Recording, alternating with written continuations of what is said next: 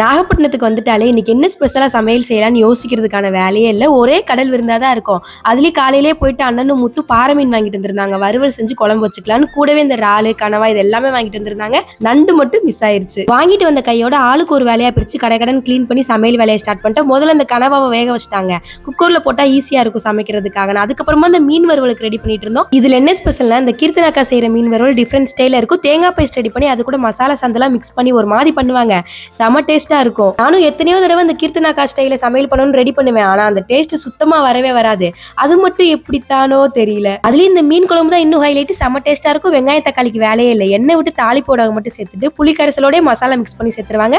அது கூடவே தக்காளி பச்சை மிளகாவும் மிக்ஸ் பண்ணிடுவாங்க. இந்த மாதிரி ஸ்டைல யார் மீன் குழம்பு செய்வீங்கன்னு மறக்காம கமெண்ட்ல ஷேர் பண்ணுங்க. அதுக்கப்புறமா அந்த கனவா வறுவல் பெப்பர் தூக்கலா போட்டு ரெடி பண்ணியிருந்தோம். லாஸ்டா மீனையும் பொரிச்சு எடுத்தாச்சு. எல்லாம் சூப்பரா ரெடி பண்ணிட்டு ஒரு மினி கடல் விருந்தே சாப்பிட்டு முடிச்சாச்சு. அவ்வளவுதான். நாளைக்கு மினி விளாக்ல பார்க்கலாம். பாய்.